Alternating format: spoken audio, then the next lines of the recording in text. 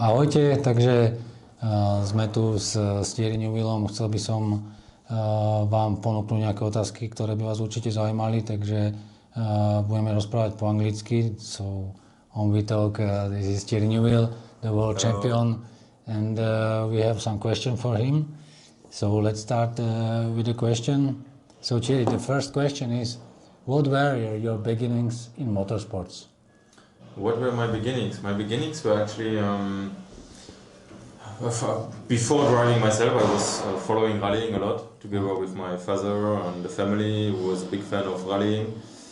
And but also Spa-Francorchamps, which is only 15 minutes from here, so we went for the 24 hours of Spa, Formula 1 in Spa, 24 hours of Nürburgring, it's only 1 hour away. So that were my beginnings, but very quickly I was a big fan of rallying. I always wanted to do rallying. But you need to be 18, so I had to wait a long time before I could do rallying. But before that, I did some autocross. And I did some autocross when I was 16 years old until 18 in a local championship with small cars with only 45 horsepower maximum. And that was my real beginning in motorsports. I've never done any karting competition or anything else before, and I really started with autocross. Nice. Okay, so second question. Which moment of your career are you most proud of, apart from winning the World Championship? Apart from winning the World Championship, I mean, generally, I'm very proud to be able to stay for such a long time in rallying, because the most difficult is to get there, and the second most difficult is to stay there. Yeah. And that's something I'm very proud of, because I've been able to stay for a long time in the World Rally Championship, always delivering the necessary performance to stay with the team, always winning some rallies every year, always being on the podiums, and for many years fighting for the championship. We finished 5 times runner-up. We won the championship once, so we have had some very good years for a long time of period. But if I have to say the race which made me the most proud and where I had the most emotions was in 2018 in Rally Sardinia, when I was fighting against Sebastien Ogier, and on the last stage we won the rally by beating him on the last stage, which was a very important victory that time. That was the first time I really felt proud of myself, and it's something which always stays in my memories. Okay, nice. Okay, question 3. What would you do differently today if you start again? It's a good question. I don't know. I mean, you never know what would have happened if. So, honestly, I think my career has been a success. Of course, we have been not winning as much championship as we would have hoped for, but we have finally won one. That was our biggest target. For sure, there were opportunities when I was younger to maybe go to another team, but at the time there was no guarantee it would be better.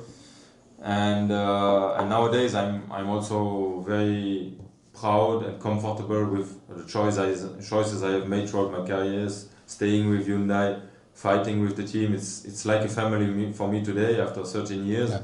And for sure it has not always been easy, and especially this year, but generally I don't think there's much I would have done different. Okay, how do you perceive the technical change in 2027 cars? It's a very tricky question. Obviously, as a driver, you always want more performance, you want new technologies, you want cars who are exciting and fast. 2027 will be a step back in terms of performance, in terms of excitement for the driver, in terms of speed. But I think in the global view, it might be positive for the championship. The championship needs more manufacture. The championship needs new cars, different cars, maybe different silhouette. So I think I'm not a fan of the technical regulation, honestly, but I also think that 28, 29, we will maybe already see some evolutions of the cars with maybe new manufacturers coming, and I think there will be more freedom for the technologies they use. Yes. So it's the first step in 27, which is not so exciting in terms of technologies and new technical regulations, but I think after we will see a lot of interesting things coming. So I believe that the change is positive. Okay, so the question 5 is if you continue racing after this regulation, and what is your future? Honestly, I still want to continue. For sure, 14 rounds, it's very long, lots of testing, it's very demanding. But nowadays I still want to continue because rallying is my first passion and I live for rallying and cars in general. That's why I think 27 will be a bit of a transition. I think there will be more opportunities, but it will also depend on what are the offers from the manufacturers. Is it still possible to win the money with rally driving, yes or no? I believe so. I think that rallying will face its challenges like it is now, but I think there will be a boom after that, and I still want to be there at that time. Okay, the difficult question. Sebastien Ogier is 9-time world champion. What do you honestly think he does differently from everyone else? I have been fighting a lot against Sebastien Ogier, and it's the most difficult guy to beat. I would say that if I can only compare to myself, and I think I have a passion for cars and rallying. He has a passion for winning, which doesn't mean that I don't want to win, but for me, I always have been enjoying what I do, or most of the time, not always, but most of the time, and for me it was important to enjoy and do like I want to do things. He is purely focused on winning. He doesn't care about cars so much. He's not passionate about rallying. He's passionate about competition and winning. And he's somebody who will, if he doesn't win, he's not happy at all. I'm never happy if I lose, but I also can accept sometimes to finish second or third because I know you cannot always win. So those are different things. And then he has had some great opportunities. He made always good choices as well. I think he's able to motivate the team around him. So he has a lot of very good capacities, which other drivers and probably myself has as well. But he always wants this little bit more, and that's why he is so difficult to beat. He's not unbeatable, for sure not. He has also had always a bit of luck on his side, for sure. In the most crucial moments, he has always get away with some mistakes or punctures or whatever. But this is the same in other categories. You always see some champions who, if everything works, nothing goes against them, and even if they do mistakes or have problems, they still get to finish. Okay, question number 7. When did you realize that the fear at high speed doesn't hold your back, but actually protects you, and how you work with it during the special stage? The fear, yeah. I don't know if actually I feel fear when I'm driving. For sure, with the time and getting older, you realize a bit more the danger. But when I'm driving, honestly, I feel very comfortable in my car. I feel very much in security. So I've never really felt any fear. I have had some big crashes in testing where obviously you feel like a moment, okay, now I'm gonna die, but I always came out and survived. So Yeah, I honestly, when I'm driving, I don't think about it. It's only in case of you lose control, you can have a bit of, what's going to happen now. But that's something you deal with. And my family, I was always said, I prefer to die in a rally car than on the stairs, cardiac. Falling down the stairs or something else. Okay. What do you do mentally at the moment when you feel you are already at the limit, but still need to go too faster? Sometimes you need to. What I do is, obviously, I have a team around me and my manager, and I speak to my manager and my co-driver as well. We exchange and we say, okay, listen, we feel like we're on the limit and we're not fast enough. So we need to accept it and stay calm. And in that situations, when you stay calm, you are much more able to find solution, work with your engineer to try to improve the car, understand what's not going. If you panic and you try to overdrive and push too much, you will do mistakes. So the first thing to do, if you are mentally stressed by the missing performance and so on, is to stay calm and go step by step to find where's the problem and what we can do to solve the problem to be faster. Okay. It's often said the fear holds driver back, but how do you distance from the fear, knowing you have the child and family responsibility and everything can happen? Like I said already before, I don't have any fear when I'm driving, and we know the risk is there. We have respect while driving before the dangers, but at the end you are so much focused on your performance, on your driving, on the pace notes, that there's no time to feel any fear. For sure, I have responsibilities like many others and you as well, with family and children, but yeah. I know that they are in a good situation. If something happened to me, they are safe, everything is organized, so I know that in the worst case scenario, my family is safe, and that's the most important for me. Okay. So Thierry, if you could remove one thing from driver standard preparation that, in your option, does not bring performance, what would it be? What doesn't bring performance in the driver preparation? If you can remove one thing. Honestly, I have done a lot. I mean, we do a lot of preparation work. For me, everything is important. Everything is important. I have also done some coordination training, obviously the gym, fitness, and everything is important. I never had a feeling that I do something which doesn't bring anything. I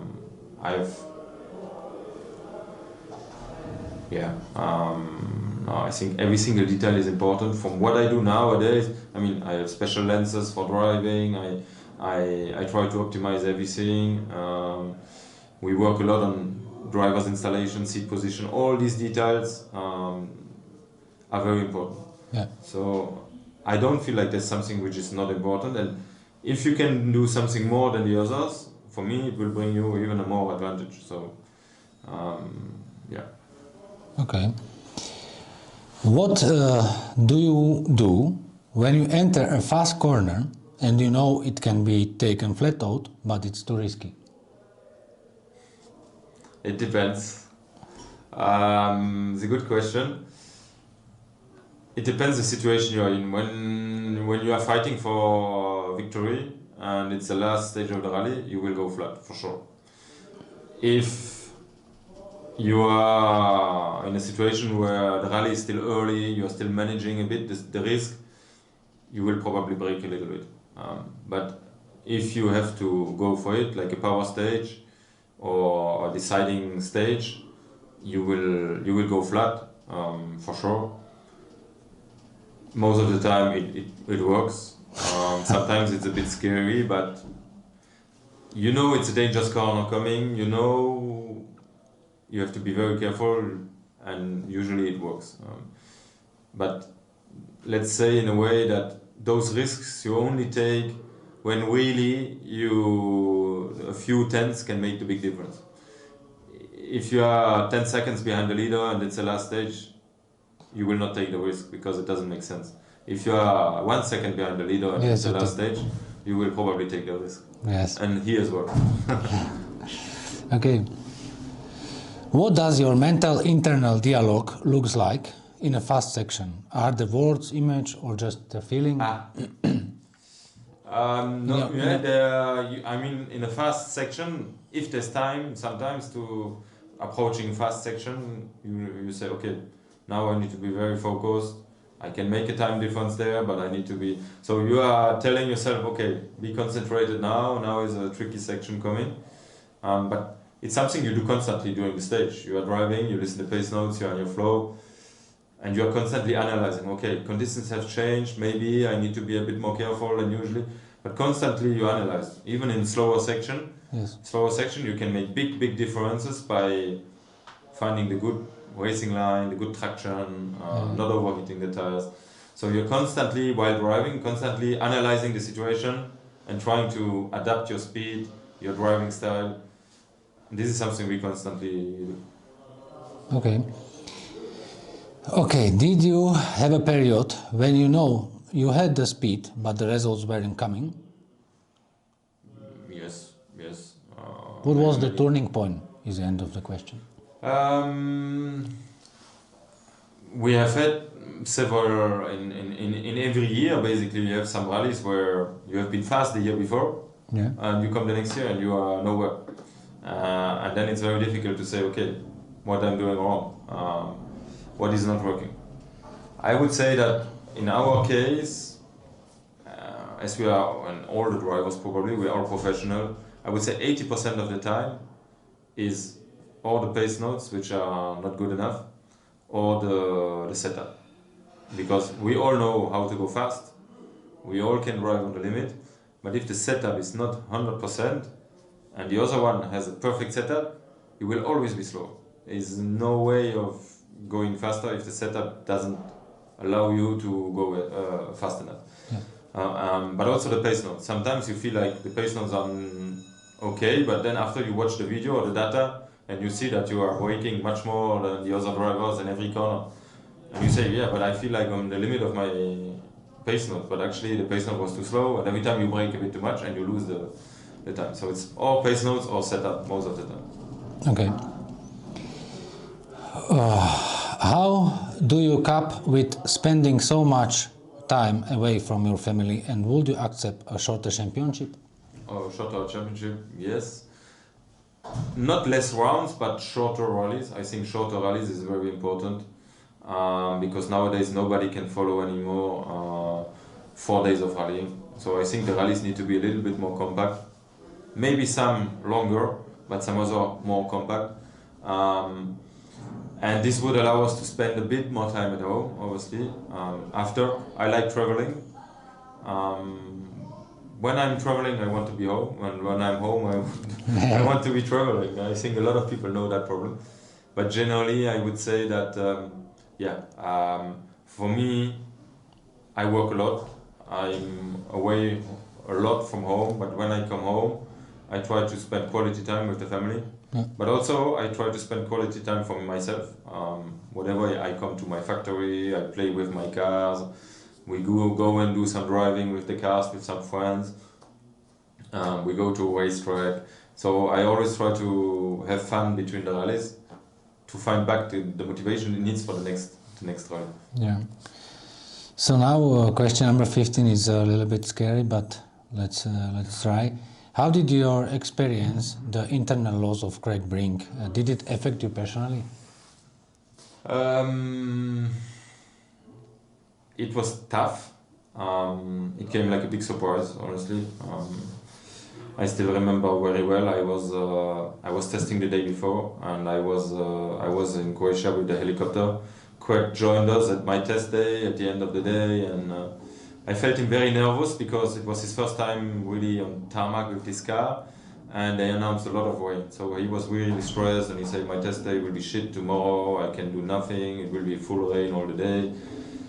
And then obviously I left. I was in the helicopter, and I remember very well, I flew from Croatia to here, to Lifeline, and I was landing just like the last 30 seconds I was landing and I saw my phone ringing and it was my team boss, Thierrym Neuvillom, who was calling. And I don't know why, but when I saw him calling, I had already a strange feeling. So I landed and I switched off the helicopter and I called him back. And I knew I had a very strange feeling. And he told me, are you okay? Are you at home? I said, just landed. Okay, are you sitting? I said, yes, I am. Why? And I could feel something was strange. And then he told me that obviously Craig had an accident. So I said, okay, was it bad? And he said, yes, it was fatal. So he died. And that came a little bit like a shock, because obviously I saw him 10 hours before, we were chatting, and then obviously I switched off the phone and I came into the factory and I took like 30 minutes for myself before calling my co-driver to also inform him and speak together. And then followed obviously a couple of weeks, which has been very demanding and intense for us. Also, we went to see the family, and this was a very difficult time. But I know Craig was probably the most passionate rally driver of all the rally drivers I know. Actually, he was the most passionate of all rally drivers I have ever met. And I knew that, similar to me, that if some point it should happen, we prefer to die in a rally car than somewhere else. And this gives me a lot of comfort to say that he died when he was doing what he likes the most. He was living more than me actually for rallying. And so we still think about it. We miss him a lot, but we know that he is watching the rallying from up there and he's supporting us as much as he can. Okay, what is better to do for you? Respect the data of engineer or drive with your personal feeling? It's a tricky question. For me, honestly, I'm more the driver who listens to his feeling and drive with his feeling and so on. But sometimes the data can be very helpful, especially if you can compare data with your teammates and setups. You can sometimes realize that maybe we have to do a change. So I would think you cannot be world champion with only following your feeling. You cannot be world champion with only following your data. You need to find a good compromise between both. On tarmac, I think data is more important than on gravel, because on tarmac we are driving like on a circuit, and then it's more easy to compare the data and it can help you a lot to understand where you lose time. On gravel it's much more difficult. The road is changing all the time between the cars, the setups can be quite different, and so it's a bit of both. Okay, so Thierry, do you think that starting rally at 30 years old, like for example me, make it unrealistic to become a world champion? Makes it difficult. You need a lot of experience in World Rally Championship because you need to learn the roads, the tracks, the conditions. So that's for me the most difficult part. You need time. But it's possible. I was world champion when I was 37. So you have, if you're 30, you have 7 years of time to learn. But additionally to that, it's very difficult at the moment to find a place in a team and so on. So I would not say it's not possible, but not easy. Okay, what ambition do you have after when you end your career? Honestly, I would like to do Dakar. That's something I want to do. I like the adventure, discovering beautiful landscapes and driving in the dunes and in the desert is something I enjoy. So I would like to do Dakar definitely. I also want to do 24 hours of Nürburgring, 24 hours of Spa, maybe Le Mans. I'm not the biggest fan of Le Mans, but could also be a nice experience. So there are a couple of races I want to do, but Dakar would be the main target. Yeah. Okay, so Thierry, you know, even if you have 50 years or 55 years, like Sebastien Ogier, you are still competitive. Would you like to stay in rally longer as these years? No, not probably not that long. No, I don't know how the sport will change and how will be the evolution, but I see myself maybe 3-4 more years in WRC maximum, and then I would do something else for sure. I don't know what the future will bring, so anything is possible at the moment. I'm very open as well. Maybe in 2 years somebody wants me to drive in Dakar and I will do the switch, I don't know. But I don't see myself doing only rallying until 45 or more. That would be too long. Okay. Thierry, what motivated you when you are demotivated, tired of racing, and no longer feel the desire? But the biggest thing is winning. If you get a victory, you forget all about all the other mess, let's say. And the biggest motivation is winning, for sure. After, what motivates me a lot as well is, like I said before, to spend quality time between the races. I have a race, it's difficult, it has been a struggle. I come home, I have my family, I have my company, I have my cars. I can have fun with some friends, 1 day or 2 days, just enjoy it. And this motivates me again, because this is only possible because I'm doing rallying and I'm working hard, and I know that this is an additional value for me to be able to do those things and have those privileges. And this motivates me every time more again to continue working and giving my very best all the time. Okay, Thierry, what do you think about the current state of rallying, and what would you actually change if you can? Yeah, obviously,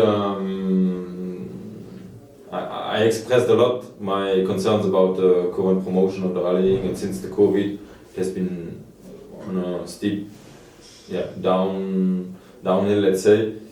But I also see a lot of changes coming in the near future, and this will bring rallying hopefully back to where it belongs, because it's a great sport, it's a very challenging sport,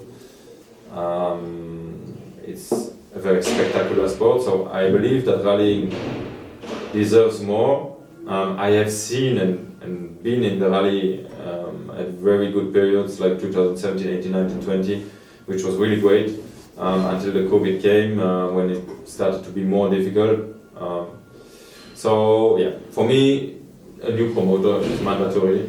Some exciting cars in the future will be mandatory, and more manufacturers, and then the rally will be great again. Okay. Thierry, how do you manage the stress and fear before the race? I mean, after so many years, there's not much stress anymore. The stress is about, will we be able to win or not? In the beginning, you have a hope. You go to a rally, you want to win. So you go there and you say, hopefully we will have the speed to fight with the other drivers. Hopefully the car will give me the good feeling to push. Hopefully the car will be fast enough. Hopefully the weather will stay dry, because sometimes you prefer dry, sometimes you prefer wet. It depends on your hold position as well. So, but these are at the end things you cannot influence also. With the experience, I go to rally, I'm very calm, I read the recce, I know what I have to do. I have learned rallies over the years as well, so I know exactly how will be the evolution of the roads, what will be the second pass like.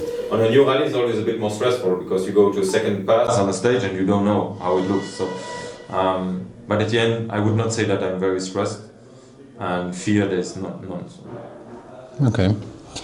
Thierry, do you have any habit or ritual before the start? Not really. The only thing I always say when I have that question is that before start of a stage, I have the same procedure to put my helmet, balaclava, gloves. It's always the same. So that's the main thing. I clean my glasses. I put them in the seat. I put my helmet on the roof. I have my balaclava. Then the helmet, the gloves, the hands, and the glasses, and then the gloves at the end. And then I go in the car. I always do the same way. It's also a routine to not forget anything. But it also helps to start to concentrate before stage and get into your bubble to be ready for the start of the stage. Okay. Thierry, what was the best piece of advice you received in rallying that truly moved you forward? From the drivers or bosses or... The best piece of advice? Oh. And which move you forward in rallying?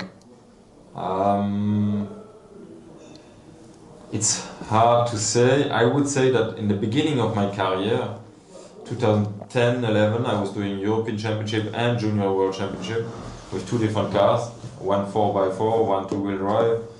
And obviously there were periods really difficult which were deciding for my career. If I do well, I continue. If I do wrong, it stops. And rally by rally.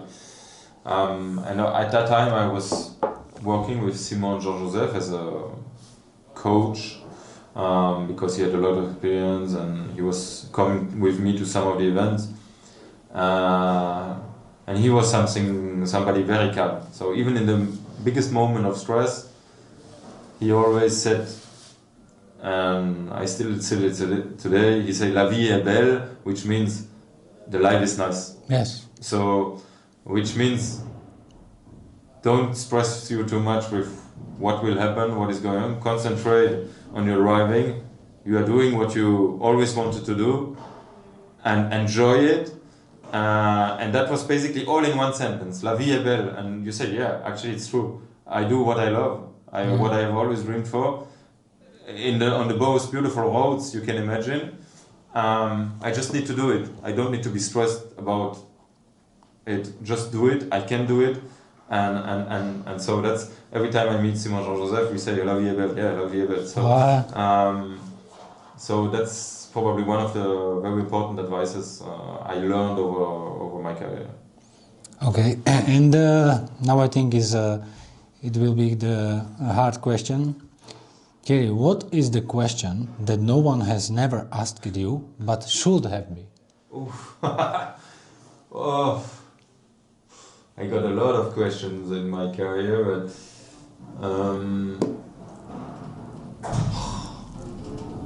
that's a good question. I mean, people knows more or less everything about me.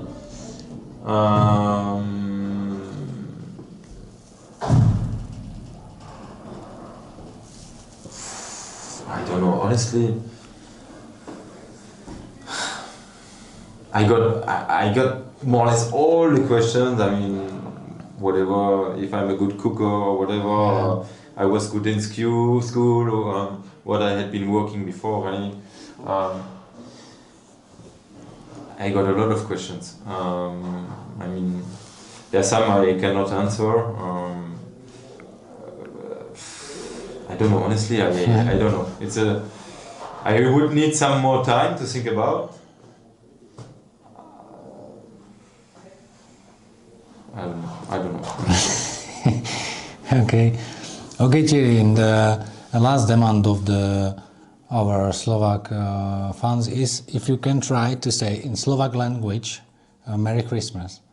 So I can tell you, ahojte, ahojte, prajem vám šťastné a veselé Vianoce. That's very long. That means Merry Christmas.